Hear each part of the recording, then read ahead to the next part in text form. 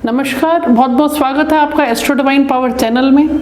आज मैं आपके सामने जिस विषय पे बात करना चाहती हूँ वो है गुरु का गोचर।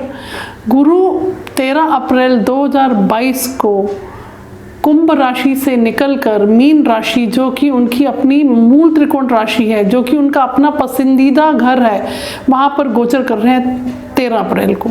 अब देखिए इसका मानव जीवन पर क्या इफेक्ट आएगा।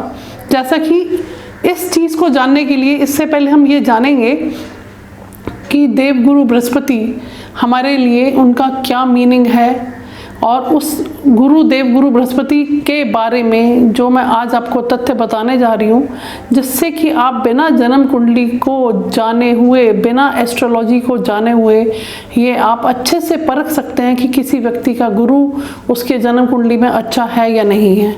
देखिए गुरु क्या है। गुरु हैं विवेक, धर्म, ज्ञान, संतान और हमारे भाग्य और मोक्ष के कारक। तो गुरु अगर किसी की कुंडली में अच्छा है तो उसको ये सब परिस्थितियाँ उसको ऑटोमेटिकली अपने आप फेवरेबल मिलती हैं।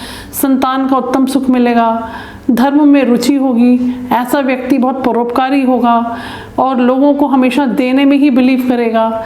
ऐसे लोग परिवार को साथ लेकर चलना चाहते हैं। जैसे आपने देखा होगा पहले ज़माने में जो घर का मुखिया होता था वो अपने परिवार को पूरा इकट्ठा लेकर चलता था। अगर किसी, मान लीजिए परिवार में उनके 5 बेटे हैं, किसी को भी मुसीबत आ जाएगी तो वो सबके सबको इकट्ठा लेकर चलते थे। तो वो घर के मुखिया होते थे। इसी तरह से जो बृहस्पति देव जो गुरु हैं, अगर किसी व्यक्ति का गुरु अच्छा है तो अपने परिवार की जिम्मेदारी उठाने के लिए हमेशा तत्पर रहता है और सब लोगों को साथ में लेकर चलता है। जैसे कोई गुरु अज्ञान से ज्ञान की तरफ आपको लेकर जाता है तो यानी कि अंधकार से प्रकाश की ओर लेके जा रहा है। इसी तरह से जो देव गुरु बृहस्पति अगर आपके शुभ स्थिति में आपके चार्ट में विराजित हैं, उस केस में आपके हमेशा सकारात्मक ऊर्जा को लेते हुए, आशावादी विचार रखते हुए आप जिंदगी में प्रगति करते चले जाएंगे और निराशा का कहीं पर कोई नामो निशान नहीं रहेगा।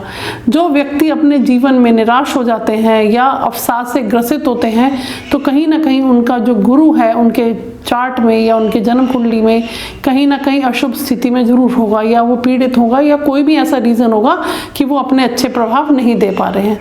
तो देखिएगा ये सभी के लिए है कि अपने गुरु को हम कैसे स्ट्रॉन्ग करें।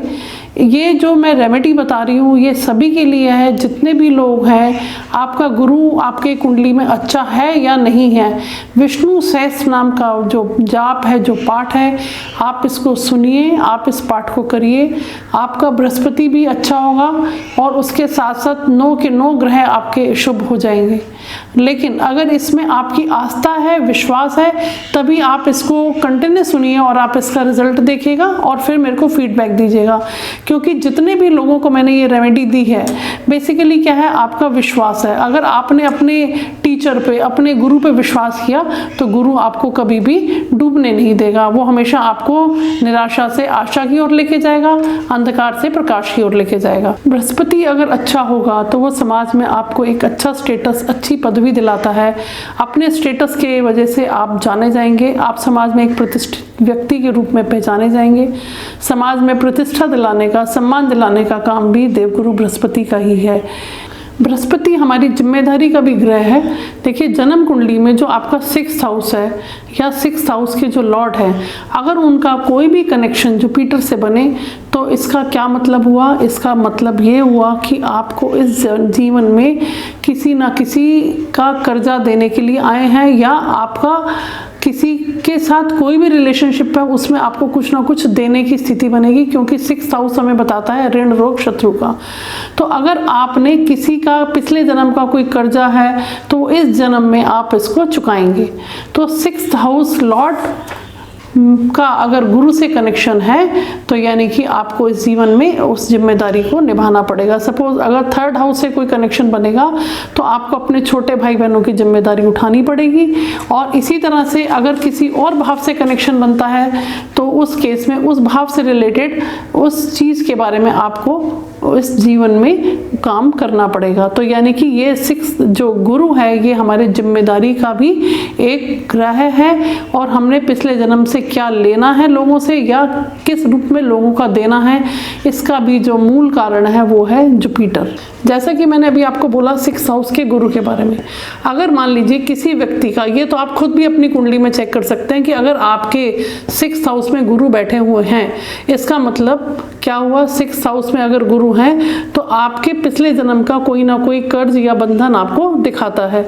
तो यानी कि आप इस पोजीशन पे गुरु की स्थिति अगर होगी तो आप हमेशा गलत डिसीजन ही लेंगे और फिर आपको वो जो बंधन है, वो जो कर्ज है, वो आपको चुकाना पड़ेगा, क्योंकि आपके डिसीजन मेकिंग पावर वहां पर खराब हो सकती है अगर 6th हाउस में गुरु होते हैं। तो इस तरह से आप देख सकते हैं कि जो मैंने गुरु के बारे में आपको बताया, देवगुरु बृहस्पति के बारे में बहुत ही सिंपल फॉर्म में बताया है। अभी मैंने सभी 12 हाउसेस को नहीं लिया है, लेकिन आपको मैंने ये बताया कि इस बार जो गुरु का गोचर हो रहा है उसमें गुरु की 3 दृष्टियां जाती हैं। तो आप लोग अपने अपने चार्ट को खुद देख सकते हैं, आपको किसी एस्ट्रोलॉजर के पास जाने की जरूरत नहीं पड़ेगी। आप देखिएगा 12 नंबर जहाँ राशि होगी और वहाँ पे अगर गुरु आपके बैठे हैं, वहाँ से आपके कौन से हाउस में 12 नंबर की राशि पड़ रही है, वहाँ पे गुरु का गोचर हो रहा है, वहाँ से गुरु की 3 दृष्टियाँ, 5वीं दृष्टि और 7वीं दृष्टि और 9वीं दृष्टि से जिस भी भाव को वो देखेंगे उस भाव के रिजल्ट आपको इस गोचर के दौरान पे देखने को मिलेंगे। और ये गोचर जो है 13 महीने का होता है, ये अगले साल जाके चेंज होगा। तो अभी ये जो गोचर है ये हमारा 13 अप्रैल को आ रहा है और आप देखेंगे कि लाइफ में बहुत बड़े पॉजिटिव चेंजेस आपको देखने को मिलेंगे, क्योंकि गुरु अपनी कंफर्टेबल पोजीशन पे आ रहे हैं। और अगर आपकी पत्री में, आपकी जन्म कुंडली में भी गुरु की स्थिति अच्छी है तो ये बहुत ही शुभ समाचार आप सभी लोगों के लिए है। अगर आपको इस गुरु के बारे में जो कुछ भी मैंने आपको बताया है, अगर आपको पसंद आया, अच्छा लगे, तो आप इसको शेयर करिए लोगों के बीच में, ताकि उनको भी इस जानकारी मिल सके, वो भी इसका फ़ायदा ले सके। और अगर पसंद आता है शेयर करिए, इस चैनल को सब्सक्राइब करिए, लाइक करिए। इसी के साथ धन्यवाद। नेक्स्ट वीडियो में लेकर आऊँगी गुरु के बारे में ही, और क्या अलग अलग भावों में इनके क्या प्रभाव रहेंगे हमारे लाइफ पर, उसके बारे में।